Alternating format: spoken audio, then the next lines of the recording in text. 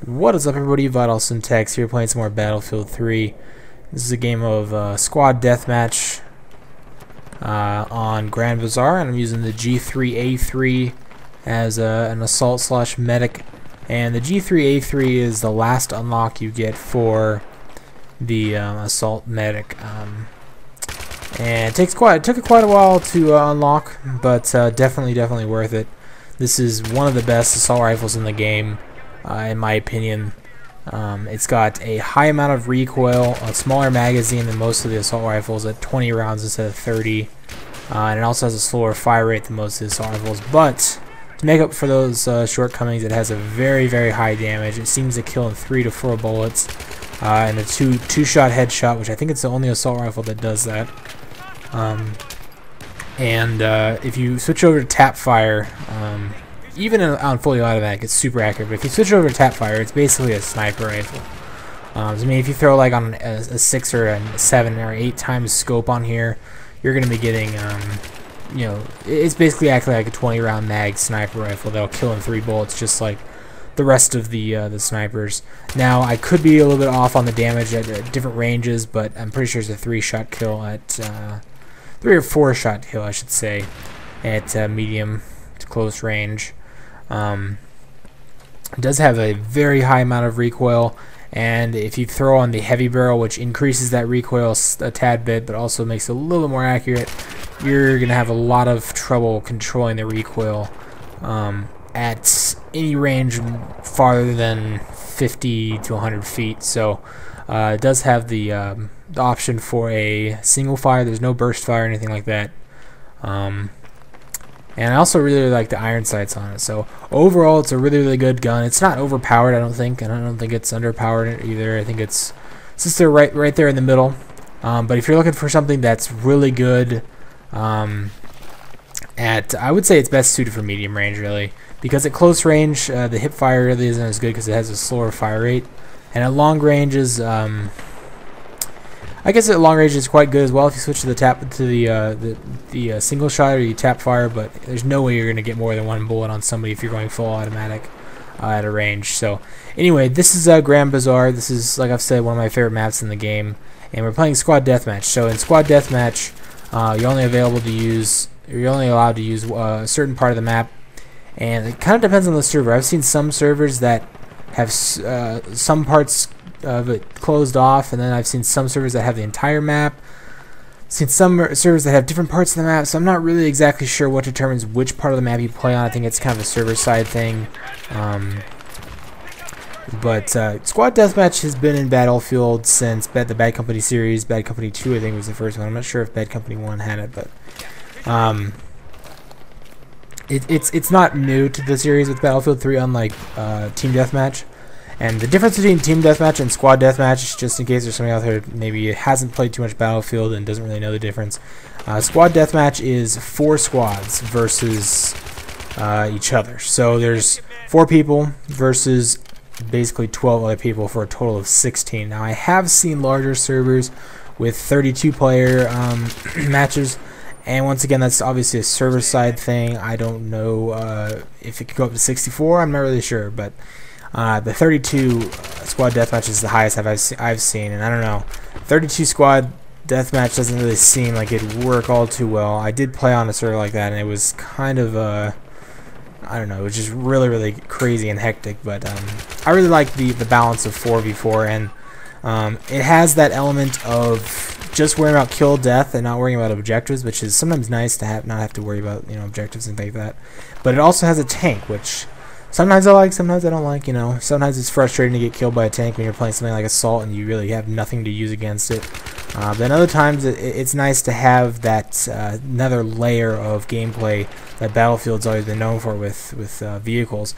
Now, with Squad Deathmatch, there's only maybe 1 vehicle, and it's the LAV, the light armored vehicle, and it actually spawns in random points, which is really nice, because one of the most frustrating things in Bad Company 2 with Squad Deathmatch is a lot of people would either, 1, camp the area around the LAV just so they could get it every time it respawned, or 2, they would throw C4 right in front of it, right behind it, right below it, or anti-tank mines, so that because if they know exactly where it's going to spawn, they can basically booby trap it type of thing. So now the tank actually spawns in a random location, which is really cool.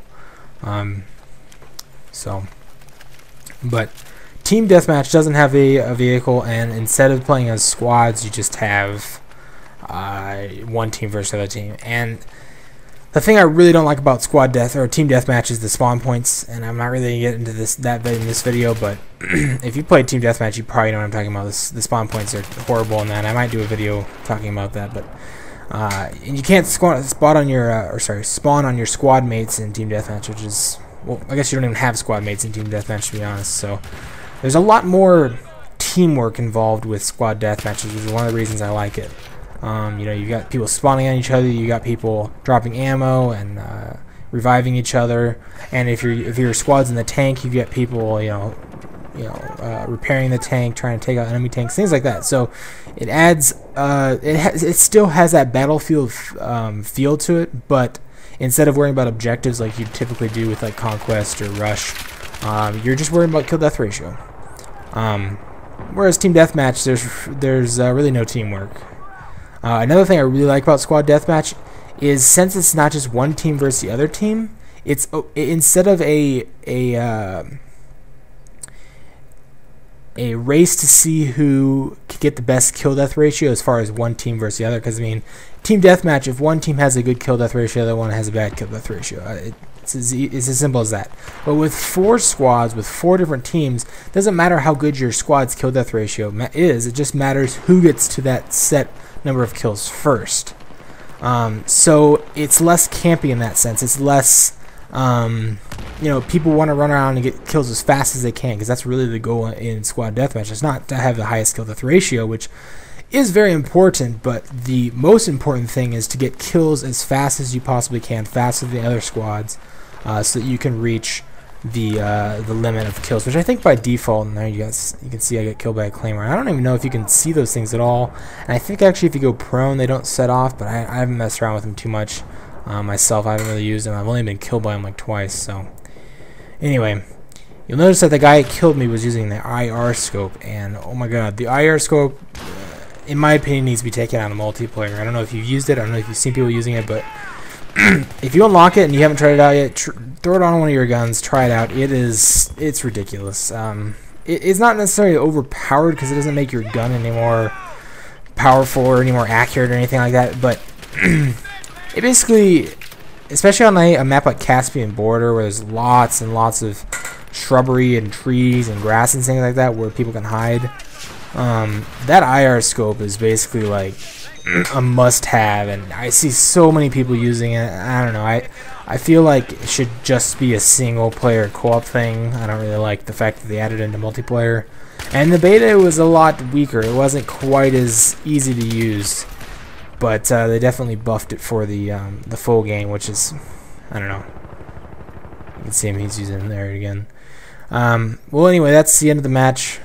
We actually did lose this match. I joined a tad bit late, and I ended up going 22-6, but the rest of my squad really wasn't doing too much. So that's one other thing I really like about Squad Deathmatch. The game's already ended, but I'm just gonna keep talking. One of the things I really like, another thing I like about Squad Deathmatch is you have a lot more control over whether or not your team wins. So if you're somebody like me that plays a lot by yourself, that's what she said. And you're worried about your win-loss ratio, which, to be honest, I've kind of given up on it, because getting kicked out of servers so often with the problems I've had with Punkbuster, my win-loss ratio has just gone down the drain. But if you're worried about your win-loss ratio, you want to improve that, one of the best ways to do that is get 3 buddies and go into Squad Deathmatch, because, I mean, when you don't have when it's just you on your team with 3 other buddies, or even if you're just going by yourself, you and 3 randoms, that's better than you and 15 randoms if you're playing a 16 versus 16 map. So I feel like I have more control over whether or not my team wins, and typically we usually win. I think I probably have a much higher win-loss ratio on something like Squad Deathmatch than I do on something like 64-player Conquest, but really I'm just one player in a huge team that I really have very little control over. So anyway, enough ranting. Thanks for watching, guys. If you guys enjoyed the video, Remember, leave a rating, and I will have a couple more videos coming up next couple days. All right, see ya.